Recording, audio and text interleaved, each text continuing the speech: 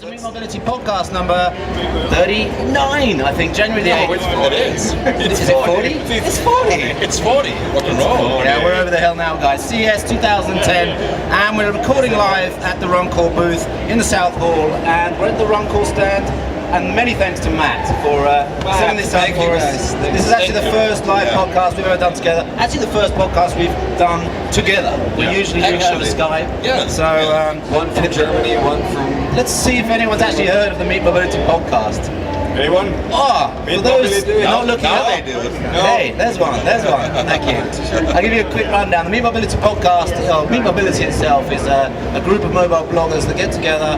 That's JKK from jkkmobile.com. Hey, That's Sasha Pallenberg from networknews.com. And my name's Chippy from UPCportal.com and Mid Moves. We get together on a bi-weekly basis to talk about mobile computing, what's going on in the mobile computing world, right from netbooks all the way down through mid, smartbooks, tablets, to the top end of the smartphone range, mobile internet, mobile connectivity, mobile media, that sort of stuff. So what we're going to talk about in the podcast today is what we've seen at CES, talk about some of the technologies that we've seen at CES, and we're going to start with, I think, smartbooks, mids, tablets, and this whole new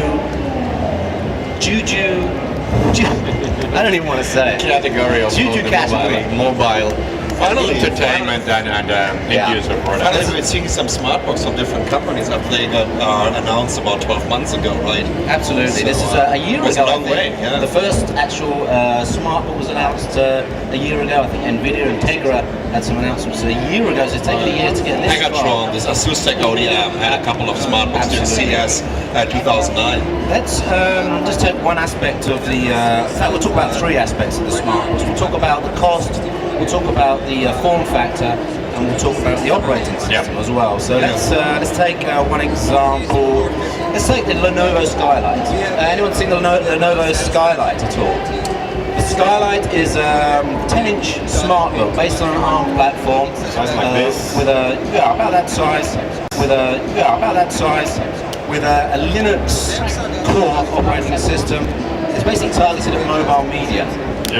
Mobile internet. Using Qualcomm Snapdragon platform. Very thin, very light. Integrated 3G, made GPS in future versions. Very thin, very light, but it costs for, they're aiming at under $500. Right. So I think this is the first thing we should talk about. Yeah, is the price range okay? So $500 to me sounds rather a lot of money for a smart book. There's a couple of aspects why it sounds too much money. Number one, you actually don't know what you're getting at the moment. You're getting Linux on an ARM platform. What does that mean?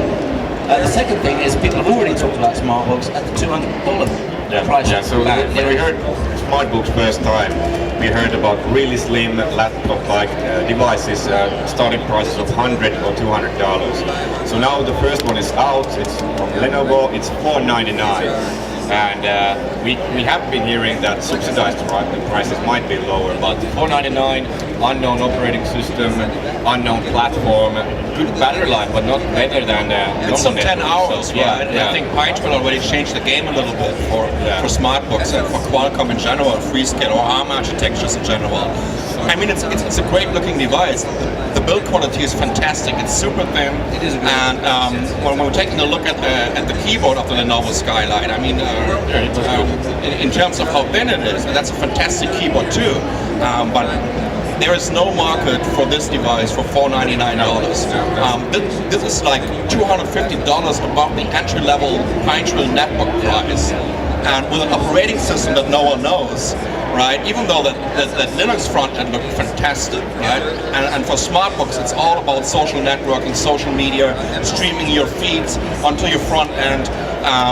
But still, it's a great looking device. I would buy it for $299. Well, I'm buying it anyways, but the average user might buy it for $250 or even less. What's right? the netbooks in the US, clearly from Europe, netbooks in the US are hitting sub $300 marks. Is that right? Yeah. Right. And in some cases, close to the $200 mark. Yeah. So you've got a trusted brand. A netbook, everyone seems to know what a netbook is. The operating system is a brand. Everyone knows what they're going to get with a Windows operating system. Yeah. And a price point of $250. Well, when you bring something in that's an unknown factor. Actually, this has played out before. When we look back to the beginning of netbooks, there were netbooks before netbooks. Absolutely. And netbooks only really happened when someone had the courage, and that was Asus with the first EPC to talk about a 299. That was the 701 series was starting at $299. And then it's going to take someone with the guts to go, right, we have complete confidence in this product. Right. And we're going to put it in at 199 it has to be or free subsidized. 199 or it's not going to happen. That's the thing. Unsubsidized. I mean, get it free if you get the subsidized. I think actually Qualcomm and then Freescale are just facing this problem if you're announcing a product and then waiting for 12 months until you can finally bring it to the market. Yeah. I mean, Intel was taking a look at it. Okay, they are only going for long battery life. It's all about connectivity. So, and now what we have with the Pine Tree platform is pretty much what ARM and Qualcomm was announcing a year ago. Yeah. This is it's as slim as any of the smart books, but it's a full x86 computer The great and a example tablet of too. leading edge technology, how netbook technology has gone to that form factor. And it's similar pricing, starting at $499 or something. Yeah, right. So. But let's look at a couple of other things that have been announced at CES. There was we had a look at Freescale's IMX5 based smart book. Right, it's a kind of smartphone tablet. Right? Yeah, it was a detachable tablet on a keyboard base. Now this isn't a real product. This is a demonstrator of what can be done with a Freescale platform. Yeah, it was a reference design. But in this case, they're talking about $200 price points. And even below. Yeah. And I'm pretty sure if this can go to the mass market, the price will drop immediately. Yeah. Right? And so this is interesting. So this is the platform developer saying it's going to be a $200 product. Yeah. And then you look to the actual manufacturer, Lenovo, it ends up with a $500 product. So let's see what happens between. well, that's why it is a Lenovo, right? So and we are seeing the same trend from all over. I was talking with HP yesterday about their smart book, and I said, could it ever be under 200 on an end user price? They're down. Well, you know what? It's somehow actually HP is already the game changer in terms of price for the Pine Tree platform, because the sub-brand Compact, the Q1 is starting at $259. Yeah. So HP needs to make sure that the smart book is way below this price point. Otherwise, it's going to cannibalize their own product portfolio. We had a couple of other smart books we've seen. Actually, if anyone's been over to the NVIDIA stand there's an EPC tablet over there. I don't know if anyone here has seen that, but that's quite interesting. EPC is a brand associated with netbooks right now. You've got one here. Keyboard, but interesting that there's a tablet over there. Actually, over at the NVIDIA stand, there's a ton of tablet devices. There must be 8 or 9 Tegra 2 based devices out there. Cool E-readers as well. Too many e-readers, apart from the 2 swear words which we're not allowed to say, which are 3D TV. Yeah, we don't do that. Which is basically CES. There's been a lot of ebook readers. Do you actually see a future for ebook readers? I mean, when we get all these tablets, and when we get some $200 tablets with great e-ink displays, is there a future for an ebook reader that is kind of limited? Well, I think there's a great opportunity for electronic reading. Is not just books; it's also web. Those two functionalities need to come together on one device, and it's the display technology that's actually stopping that happening. The dual, what was the dual reader, the dual screen reader? Entourage. The Entourage dual screen reader is basically a bit of a clutch because they have an e-ink page, an e-ink side of it, and a standard LCD screen size inside of it. Running Android on ARM. Just needs to go into one screen. And 1.2 kilos, so it's way too heavy for reading. Not only are you going to save space by putting it into one screen, you save a lot of weight as well. So actually that brings me on to Pixel Chi. Displays. They're displays that we saw this morning. That's Mary Lou Jepson and her team that have previously worked on the RPC project. Produced the screen for that. Now they've got a very refined transflective. We're not being sponsored by Pixel Chi, by the way. A very high-quality transflective display, which allows the backlight to be dimmed or even switched off in ambient light situations. We had a look at that this morning, and this is the first screen I've seen that will allow integration of this sort of e-ink, e-reader type scenario and web and media video on top of one screen. And which it works. To me, allows a small tablet device to have so much more value when you can do not just ebook reading, but in general, I think that 2010 we'll see a huge change on the display market. I mean, for the last couple of years, we haven't seen any kind of new technology or development. Well, in the labs, right? Everybody was talking about 3D. We've seen these 3D screens already for a couple of years. But we have to keep in mind that with a platform like a netbook that has a power consumption of 10 watt, the screen is pretty much the component that is drawing the most power. So an average 10-inch LED screen with backlight is drawing about 2.5 watt. The screen alone, the backlight alone. Just the screen alone. So and if you can get rid of the backlight, you can easily save some 2 watts, which makes on a 10 watt device that's like 20%. That's huge, right? And it's not only pixel sheet. I mean, we're also Mirasol that are coming to the market with different devices. So I think in general, these screens and displays will have a huge impact, especially on mobile computing devices in the future. And battery life is not the only factor of mobility. You can't use the current devices outside at all. It's just impossible. There's no netbook which really works outside. So with the Pixel T screen, you can actually work in direct sunlight, any kind of lighting. It's perfect in the bright and it just works. So that's we really see that might be my technology of CES. Technology tip for CES. I don't know. We had it already during Computex, didn't we? Yeah, but it could be again. All right. Now it's not only they might sponsor us in the future. Let's bring in the other player in this market who's been fairly quiet about it. Intel. Yeah. I don't know how many of you guys have heard about the Morristown platform, which is basically the next generation platform on from Menlo, which is used to build devices like this. And Morristown is one of the first platforms that's integrating Intel's PowerGate technology, which allows parts of the board, the motherboard, to be switched off, very much like the ARM boards do today. So it actually allows a device to go into active standby modes, which a PC has never really been able to do that before. Active standby on a PC is not common. So it was interesting in the keynote. So they've often been talking about Morristown smartphones, and then out rolls this Morristown tablet. Did you see it? Open Peak. Aren't they saying handhelds? I think they don't want to compete with a smartbook term. I doubt they'll be branding them smartbooks. I mean, by smartphone, sorry. MIDs is the branding that kind of uses it. But so it's also interesting that we've got ARM coming in, from the bottom, from the smartphone side of things, with Cortex A9 multi-core, and then we've got Intel coming into this space. And late 2010 really sees the Morristown platform coming to the market in products, and the ARM Cortex A9 MP-Core products come to the market in the same time frame, in the same category, and it's going to be. They both have same dreams. HD video on handhelds, good battery life, good performance on net. We'll see. But the best thing is that consumers should be winning this battle. So absolutely, competition is going on, and that's good for innovation. And but in general, it becomes kind of scary. Intel is everywhere. Right. It's not only with high-end machines. The Atom was a game changer for them. And I remember Paul Tolini keynotes where he was kind of complaining about the Atom. Well, then, I mean, they opened the box of the Pandora. I mean, they can't go back in time anymore. And what they did right now, they just embraced the platform, and they're building ecosystems around it. And they're developing it, and it's evolving, and it's just great what they're doing with Atom now. And when you look beyond, a 2 or 3 year period, and you look to the next gen platform, they've talked about Midfield, which integrates even more of the silicon that they've used before. But what's different on ARM camp? They don't have a combining thing other than Android actually, but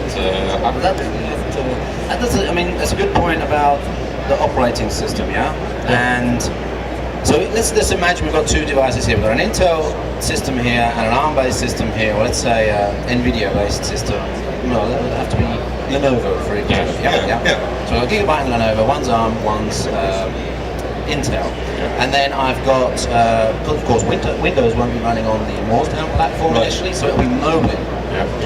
But the interesting thing, across every Intel tablet, if that happens, it will be Moblin and nothing else. So Moblin. Over here in the ARM camp, We've got 20 different distributions. the same old Linux story. Yeah, it's something we built on Linux. The fragmentation is horrible. It's a social UI. It's there's no brand there at all. There's nothing that all those ARM that ecosystem of ARM manufacturers and partners can take and say and market together. Yeah. And that is what I think is going to be. Android is coming there, because now everywhere I talk about the OS issue, custom Linux can't be good for, if you have 30 different OSs, it's not good for consumer. But everyone talking about Android said that, hey, we need only 5 software makers to make it happen there, where on the custom Linux you need 100 to make it happen. So I think that's okay. There's one key advantage of Intel in this game. It's the only manufacturer that is producing a hardware platform and developing a Linux on top of it. Yeah.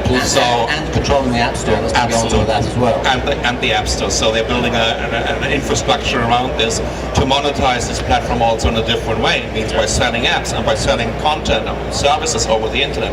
And no one else is doing it this way. And it's all in the same company. Yeah. Right? I think you're right. When you talk about Android, they need to take that brand, they need to embrace it, and they need to work on it together. And they need to make it Google Android, and not just the ported Android from the open source. You need to have full Google experience, full access to all the app stores, and no building their own app stores to get just apps for that device. So that's nonsense. It has to be Google approved device. Absolutely. And it has to be designed from the scratch to actually operate with Android. So we need hardware buttons for back and home and so on. It needs to be there, or it's not there. Yeah. So let's take one step further from the sort of tablet smartbook area and talk about this Lenovo hybrid. Oh my! Because that is really the stepping stone between the netbook and the smartbook in one device. Yeah, so for those of you, I don't know if any of you guys have seen the Lenovo hybrid, right? It's an interesting concept. Not the first time that concept's been done, but it's the first time someone like a big brand like Lenovo and someone did it right. And it seems to be doing it quite. I mean, from my point of view, it's a really interesting product. Why should I have a screen that I can't take away with me and use as a tablet? When I can turn this screen, why can't I take it away? So I think a great idea. And I was kind of concerned how they're managing it, because the docking station, I say that this laptop part of it is running on a Core-to-Duo system, running Windows 7, while the tablet or the display is running on an ARM platform and a Linux. So what's going to happen when I'm surfing, when I'm on the Windows, surfing a website, and then just out of a sudden grabbing my tablet, and it's working absolutely perfectly. Right? You still have the same. It's switching over to Linux. Same website still on. Yeah. That was really impressive. Cool. Build quality was impressive. I think in general this tablet sets a new benchmark for all the other guys that are coming out with a tablet. Yeah. Form factor was fantastic. Well, for you guys, you're still getting around with an 8.9 inch. I can type on this, right? I need a little bit bigger. And yeah, as I said, build quality was fantastic. I'm pretty sure it's not that cheap anymore. This should be. They are talking about $1,000 under 1,000. Okay, yeah, $899 I heard. Yeah, that would be reasonable. Which if you talked about that 18 months ago, you'd be like, wow, that's good value. But now think about a tablet that is coming to the market at a price point of $400 or $500. Well, I can buy a device like this, where I have both worlds in one device. Yeah. I think it can be a very successful device. Yeah, good. So that actually brings us nicely into netbooks. So netbooks. Almost as many netbooks here as 3D TVs. Yeah, at least. Yeah. We had about 80 Pine Trail netbooks announced during CES or shown here over CES. I think you linked about 60 of them before the respective keynotes happened. Yeah. A little bit like this. Yeah. Some of them are great. When I'm looking at my readers on netbook news and on the comments that we're getting on YouTube, let's say these enthusiasts are a little bit disappointed that the Pine Trail platform is only offering you some 20% more performance, but 20% less power consumption. In my opinion, it just makes completely sense for Intel. They have to make sure that netbooks are getting cheaper, that they're not colliding anymore with their older things, so they're kind of protecting the CRV market, because CRVs are already starting at $450 right now. Yeah. So they need to make sure that netbooks are way cheaper than CRVs. and that they're not getting too powerful, and the performance needs to be at a specific level. And in my opinion, for the average user, for this use scenario of a netbook, that it makes absolutely sense. This kind of development means it's more battery life. Now you can get netbooks over here with 12, 14 hours of battery life on a good 6 SI battery. Thinner, less heat, less power consumption, and the designs are changing due to this. I mean, all these second or third generation netbooks that we see from the big brands, they look fantastic, really, and build quality. Oh my God, it got up. I remember the first EPCs, right? That looked like a toy. No, still love it. Well, that's already the second generation that they have over there. But think about the 701. Well, one thing I have a problem with about the current netbook platform is it's not HD video capable, and you might, I would argue that that's a consumer requirement now. Why do I need HD video on a screen of 1024 by 600? Because that makes no sense. Because YouTube is going to deliver you HD video whether you like it or not.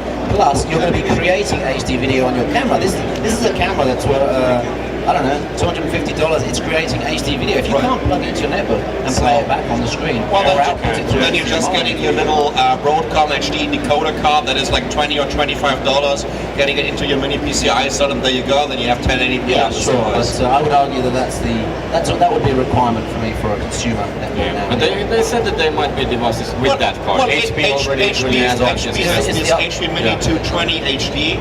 It starts at $390, and it's it has this Broadcom card integrated, so it's 1080p ready. Well, at least it gives people like NVIDIA a chance with the Ion and the Ion 2 platform. Oh, absolutely. To come along off the HD. Well, what happened to Ion 2? I haven't seen anything of it. Yeah, me too. Nothing. So I believe actually NVIDIA doesn't have a clue how to integrate the Mindray yet. It might take. If you look at Ion and how long it took for that to come to market in netbooks, that took a long time. That took about a year from the start of talking to actually seeing it in products. Yeah. What I do like about the Pine Trail platform though is it's going to give the designers, because it's just a small silicon platform, the boards are fanless, half the size, fanless designs. So we're going to see a lot more daring designs, I think, in netbooks in 2010. Slimmer designs, of course, fanless, so there'll be, we can have, of course, the SSDs from Runcore in them.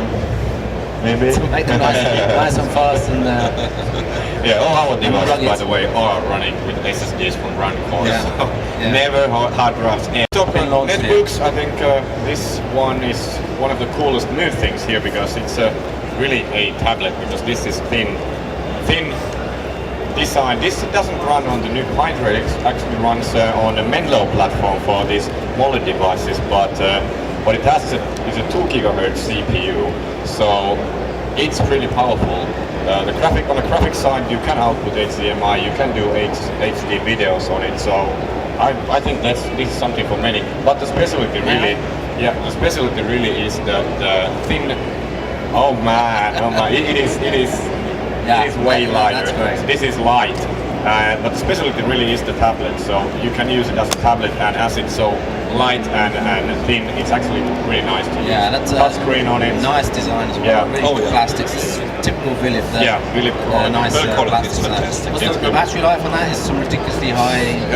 9.5 hours. 9.5 hours in it's use, cool. or let's 7 hours in use. 7-8 hours in full use. So I really dig that. So that's actually pretty much the same hardware platform than this device, because this is also running on the Menlo. It's running 1.2 gigahertz. That's a Z520. Z515. Right. Okay. That's the new one. That's the Humid M2, right? And it's BZ. It's called BZ. Yeah, they changed it. It has a new name. Busy. So it's a nice little pocket computer, MID mobile internet device, and it's got a nice optical mouse button there as well. Yeah, the optical mouse button, touch screen again. What is it? 4.5 inch? 4.8 inch, 4.8 by 600. So really high resolution touch screen. It should offer you a battery life of 4.5 hours maximum. So price point $449, $499. $499. Available in a few weeks from Dynamism. Yeah. 32 gigabyte SSD. I'm not sure if it's a Runcore one. Sorry, Matt. But still, it's a very fast device, and Yeah, it's just to let you know how different the manual platform could be, right? From this form factor but to here, this one. here is my favorite, N9. That's a N5. competitor. So competitor of that, Philip N5, and the better thing on that is that it has better battery life. Same hardware, basically, but better battery life because it has bigger battery. Okay. And So how long is the battery Yeah, I life was on going to this say, one? how much better? 5 hours. Yeah, okay. Wow. 20 minutes for Still, okay. Wow. I just love that. That's impressive. The second thing is the build quality. Really, it feels so smooth and nice. The keyboard, if you try that, that's even better. You know what I really like is the form factor because I can still do thumb typing on it, Yeah. and that's the usage scenario for a device like this. But they have a secret weapon also against that one. They are stripping touchscreen, GPS, 3G, everything away for the basic model. So you might get this under 400 on a base level. That gets interesting. Yeah, that's getting interesting. Also, they are. As a mobile, yeah, no, with no, but 3G. it's a starting point to get people to buy the better one. Okay, yeah. Teaser. That's how it works. Yeah, but also options, GPRS, GPS, 3G, SSDs all over, and bundled GPS software also from. Again, you've got the optical mouse on this one, touchscreen. Yeah. It's quite a slick design. I mean, you wouldn't use that to be writing I've got a U820 backup device. Always got it as a backup PC. I mean, I'm going to be using this for most of the day, but if this goes down, I'm stuffed. So I will take one of those as well. You know, even though I love these devices, but where's the market for it? When I can just get a BlackBerry or a smartphone. Yeah, that's not fun. How much of a web experience do you get on your BlackBerry? Well, okay, I mean, that's can true. you go into your WordPress back end?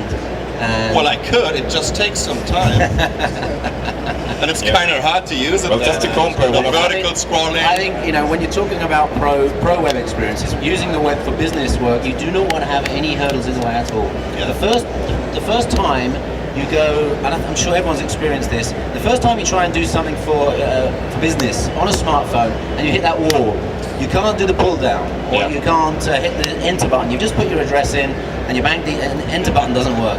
You might as well throw it away because you've just wasted a half an hour of your business life. So when you can work with a PC and Firefox and all the extensions and you just know it's going to work, every process you use on the desktop in the office is there in your hand if you need it. Of course, these are not still the mainstream devices with as netbooks are, but still the usability of the form factor, that's true mobility, really. These are niche devices. We're going to see ARM-based stuff like that as well. How much is the N5?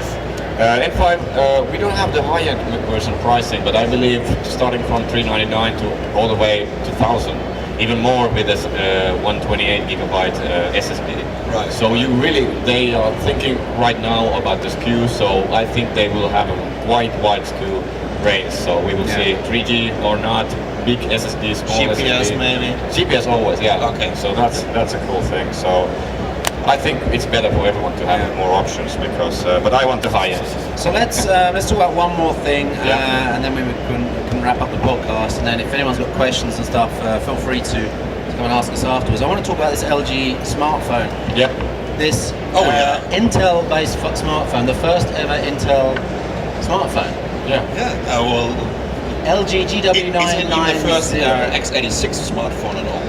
There's a couple of we would say kludgy that still. smartphone, UMPC type things out X. there. But this is the first one that's actually built as a smartphone. Yeah, and from It's got the LG UI on it. It's multi-touch, It's plastic big. screen. It's a bit like this on a wide, but then a few centimeters bigger. So 4-inch screen, but it's really like super wide. Yeah. So I was. It's kind of hard when you're writing about technology and gadgets and you're living downtown Taipei. It's kind of hard to impress me with some really new stuff. And I think I said about 3 times wow yesterday. It was just. I think it's a game changer. Yeah. But everybody is talking about what is the next iPhone killer, right? And now we have the Google Nexus phone, and this should be the next iPhone killer. We had this Motorola Droid, and I mean, that's a completely different level in my opinion, right? We've been seeing 720p playback on this device and multitasking, having a couple of applications running next to each other. The LG can do 720p recording. Whoa. Yeah, that's the difference. What is interesting, I asked Pankaj Kedia, the head of the ecosystem for mobile devices at Intel, how do you think LG will market this and position it within their range of smartphones? I mean, LG have now got a whole range of ARM-based smartphones, and then there's an how the hell are they going to position it? He showed me a picture of the booth, and it's basically multitasking is the keyword. And of course, that's a play on what the iPhone can't do. But of course, the jailbreak version could do it. Droid does. The jailbreak version can do it. Because I think we're getting to a point now where, of course, smartphones don't idle anymore. Everyone's got some sort of client software running on their polling or retrieving or doing Twitter, whatever it is, email. There's no such thing as an idle smartphone. So we are into the situation now where more and more we'll have more multitasking going on smartphones. So when you get to a platform that can really handle that, as it did on the PC, that was designed for multitasking on the PC. ARM devices were never really designed for multitasking. So that's what's going to happen. But the problem take some again, years. but the problem again will be the battery life. So right now we already have a problem with the super phones. When I'm using my BlackBerry, and using this great internet experience on my BlackBerry, the battery is down in 6 or 7 hours. Right? Same here. I can't even do a complete business day. For my use, this is 6 to 7 hours if I can use it. So what can we expect with Morstown? I mean, the device itself is a little bit bigger. It's wider. The screen is bigger, but it also gives you more opportunities to get a bigger battery. And so I'm pretty sure that we have to expect. We didn't. We heard the battery already. It's same size as the phones. But we still have to expect something of, let's say, at least 5-6 hours. 1850 milliamp hours on the battery. So which is I think with the hardware acceleration of a 720 of all these multimedia files, you can watch some 2 or 3 1080 or 720p videos on there. But we'll see that, and hoping the best. It really looks good. It really performs nicely. Multitasking on it. Even the LG software, which was not ready, was looking good on many considering points. this is a device that's for Q3. It's actually looking pretty complete. Actually, I wouldn't be surprised. It's very near complete now. They have to do all the licensing and testing. And then the second one was this Ava phone. That was running Moblin 2.1. That was smaller. That was size of this phone, but Intel Morstown on it, and it was pretty much cool. It was really cool. Of course, near the LG, you just couldn't really. I mean, the screen at 1024 by 480. That was crazy. I mean, I've never seen anything like this on a smartphone before. Right? What is the iPhone screen? 320 by 240 or something like that. Right? Well, that's half VGA. I don't know. All right, guys. Well, we need to wrap the podcast up. So. That was actually the shortest podcast we ever had, right? Yeah, but we are getting questions about running out of battery life here. And so on. And we actually had a lot of work to do still. We'll be here and we can answer some questions if you guys like. But I want to say, again, thanks to Matt from Runcorp for setting us up and letting us use this area to do. This is the first time we've had an extra audience, and if you just arrived, we're meetmobility.com. This is Sasha Pallenberg from networknews.com. He's the network king.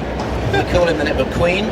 This is JKK. No one actually knows his real name from jkkmobile.com. He's out in Helsinki in Nokia land. He's probably happy to be here at the moment. What is it, minus 20 out there? Oh, it's cold in Finland. I'm happier here. My name's Chippy from umpcport.com and carrypod.com. And this is the end of podcast 39 with Meet Mobility. Thanks everyone for listening. Thanks CES. Thanks Runcorp. Bye-bye. Thank you. Bye.